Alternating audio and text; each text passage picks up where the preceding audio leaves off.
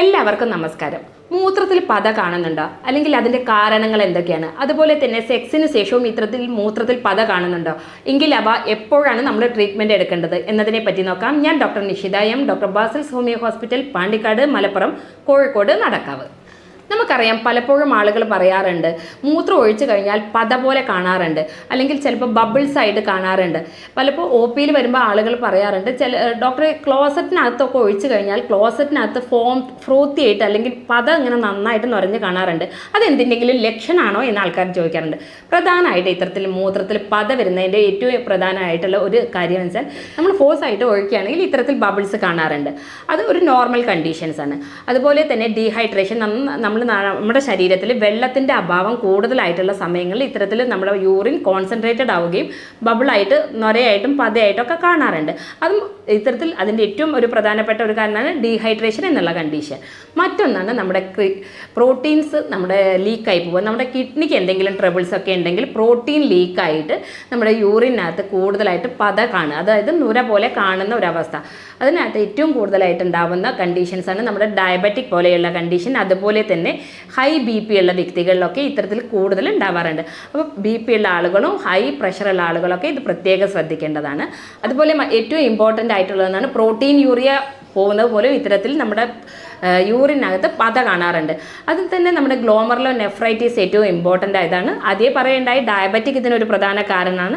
Diabetic nephropathy എന്ന് പറയുന്ന കണ്ടീഷനിലും നമ്മുടെ ഈ അരിപ്പയ്ക്ക്, കിഡ്നിയിൽ ഉണ്ടാകുന്ന ഈ അരിപ്പയ്ക്ക് ഡാമേജ് സംഭവിക്കുന്നതിനാൽ ഇത്തരത്തിൽ പ്രോട്ടീൻസ് നന്നായിട്ട് ലീക്കായിട്ട് അത് മൂത്രത്തിൽ കൂടെ പോകുമ്പോൾ പതയായിട്ട് കാണാറുണ്ട്. മറ്റൊരു കണ്ടീഷൻ കോമൺലി കാണുന്ന ഒന്നാണ് യൂറിനറി ട്രാക്ക് ഇൻഫെക്ഷൻ. നമ്മുടെ മൂത്രാശയത്തിൽ ഉണ്ടാകുന്ന അണുബാധ വളരെ സിവിയർ ആവുന്നത് കാരണവും തന്നെ ഇത്തരത്തിൽ മൂത്രത്തിൽ പത കാണാറുണ്ട്. എപ്പോഴും നമ്മൾ ശ്രദ്ധിക്കുക ഇത് എന്ത് മൂലമാണ് വരുന്നത് എന്നുള്ളത്. അതുപോലെ തന്നെയാണ് നമ്മുടെ ശുക്ലം യൂറിനിൽ പോകുന്ന ഒരവസ്ഥ. പ്രോസ്റ്റേറ്റ് സംബന്ധമായിട്ടുള്ള ബുദ്ധിമുട്ടുള്ള ആളുകളിലും ഇത്തരത്തിൽ ഉണ്ടാകാറുണ്ട്. കിഡ്നിയാണ് നമ്മുടെ ഒരു ഫിൽറ്ററിങ് ഓർഗൻ, അതായത് നമ്മുടെ ശരീരത്തിലെ വേസ്റ്റിനെയൊക്കെ അരിച്ച് കളയുന്ന ഒരു സാധനമാണ് നമ്മുടെ കിഡ്നി. ഈ അരിപ്പയിൽ എന്തെങ്കിലും ഉണ്ടാകുന്ന ഒരു ഡാമേജ് മൂലമാണ് എപ്പോഴും ഈ പ്രോട്ടീൻസ് ലീക്ക് ഉണ്ടാവുക.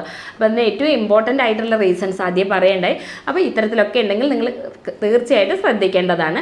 അതിൽ തന്നെ എപ്പോഴാണ് നമ്മളിതൊരു കൂടുതലായിട്ട് ഡോക്ടറെ കാണേണ്ടത് എന്ന് വെച്ചാൽ, നമ്മുടെ കൈകാലുകളിലൊക്കെ എഡിമ വരിക, അതുപോലെ തന്നെ വളരെ കോൺസ്റ്റൻ്റ് ആയിട്ടുള്ള ക്ഷീണ അനുഭവപ്പെടുക, ഇരുണ്ട നിറത്തിൽ യൂറിൻ കാണപ്പെടുക, അൺകൺട്രോൾ ആയിട്ടുള്ള ഡയബറ്റിക്സ് ഉണ്ടാവുക, വളരെ ക്ഷീണം ഉണ്ടാവുക തുടങ്ങിയൊക്കെ ലക്ഷണങ്ങൾ കാണുമ്പോൾ നമ്മൾ തീർച്ചയായിട്ടും ഒരു ഡോക്ടറുടെ സഹായം നേടേണ്ടതാണ്.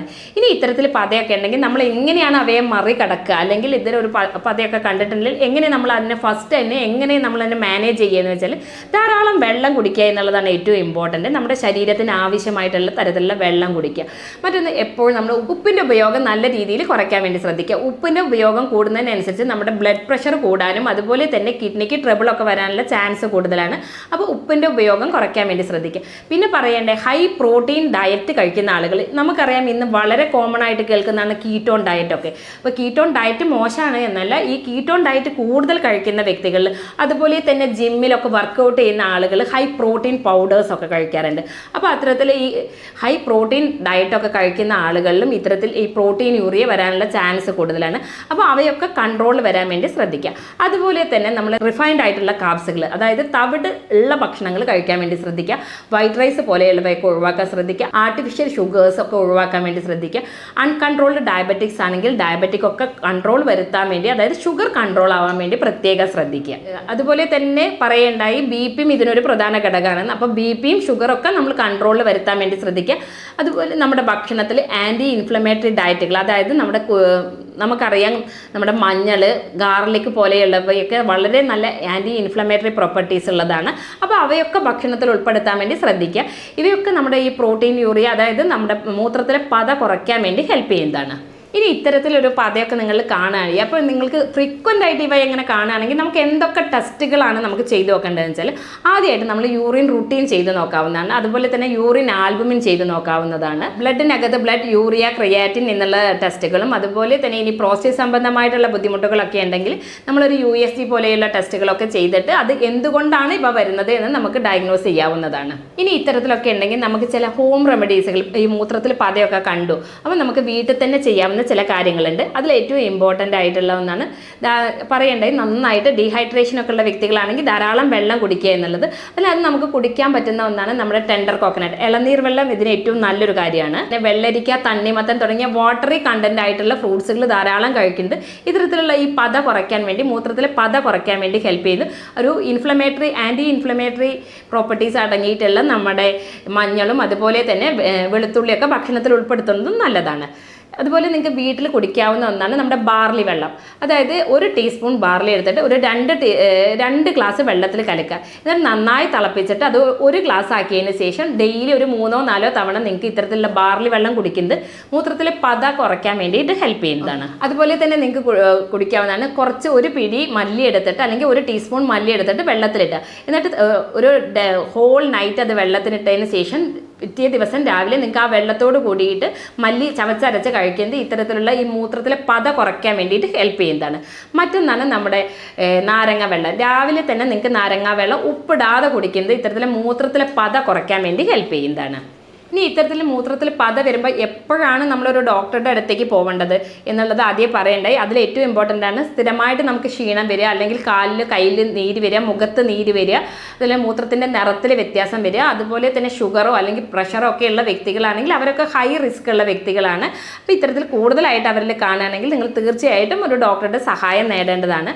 അതുപോലെ പറയേണ്ടായി, ഈ ആഫ്റ്റർ സെക്സിന് ശേഷം ചില ആളുകളിൽ ഇത്തരത്തിൽ മൂത്രത്തിൽ പത ഉണ്ടാവാറുണ്ട്. അത് ക്വൈറ്റ് നോർമലാണ്. ചിലപ്പോൾ ചെറിയ തോതിലൊക്കെ ഇത്തരത്തിൽ മൂത്രത്തിൽ പത ഉണ്ടാവാറുണ്ട്. അതെന്താണെന്ന് വെച്ചാൽ ഈ സെമൻ മൂത്രത്തിൻ്റെ കുഴലിൽ കൂടിയാണ് പുറത്ത് പോകാറുള്ളത്. അപ്പോൾ ചെറിയ അളവിലൊക്കെ ഇത്തരത്തിൽ മൂത്രത്തിനകത്ത് സെമൻ ഉണ്ടാവുമ്പോൾ ഇത്തരത്തിൽ പത ഉണ്ടാകുന്നത് നോർമലാണ്.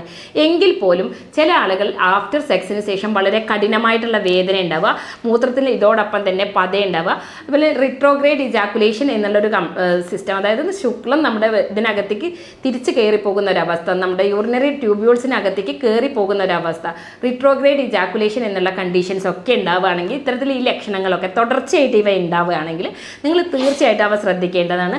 അത് പ്രോസ്റ്റേറ്റ് സംബന്ധമായിട്ടുള്ള ബുദ്ധിമുട്ടോ അല്ലെങ്കിൽ പ്രോസ്റ്റേറ്റിന് ഉണ്ടാകുന്ന ഇൻഫെക്ഷനോ അല്ലെങ്കിൽ BPH എന്നുള്ള ബിനൈൻ പ്രോസ്റ്റേറ്റ് ഹൈപ്പർട്രോഫി എന്ന് തുടങ്ങിയ കണ്ടീഷൻസോ മൂലമാവാം. അതുമൂലം തന്നെ ചില ആളുകളിൽ ഉദാഹരണക്കുറവും ഉണ്ടാവാം. അപ്പോൾ ഇത്തരത്തിലുള്ള ലക്ഷണങ്ങളൊക്കെ ഉണ്ടെങ്കിൽ, സെക്സിന് ശേഷവും ഇത്തരത്തിലുള്ള ബുദ്ധിമുട്ടുകൾ ഉണ്ടെങ്കിൽ നിങ്ങൾ തീർച്ചയായിട്ടും ഒരു ഡോക്ടറുടെ സഹായം നേടേണ്ടതാണ്. അതിനായിട്ട് ഞങ്ങൾ ചെയ്യാറുള്ളത് ആർട്ടിഫിഷ്യൽ ഇൻ്റലിജൻസിൻ്റെ സഹായത്തോടു കൂടി ജർമ്മനിയിൽ നിന്ന് ഇറക്കുമതി ചെയ്തിട്ടുള്ള ജർമ്മൻ മെഡിസിൻസ് മൂലമാണ് ഇത്തരത്തിലുള്ള ബുദ്ധിമുട്ടുകൾ ക്ലിയർ ചെയ്യാറുള്ളത്. യാതൊരുവിധ സൈഡ് എഫക്ട്സും ഇല്ലാത്തതിനെ തന്നെ ഏതൊരു പ്രായക്കാർക്കും ഇവ കഴിക്കാവുന്നതാണ്. ഇനി ഇത്തരത്തിലുള്ള എന്തെങ്കിലും ആരോഗ്യപരമായിട്ടുള്ള ബുദ്ധിമുട്ടുകൾ ഉണ്ടെങ്കിൽ നിങ്ങൾക്ക് എന്നെ ബന്ധപ്പെടാവുന്നതാണ്. ഞാൻ doctor Nishitha M, doctor Basil's homeo hospital, Pandikkad, Malappuram, Kozhikode, Nadakkavu.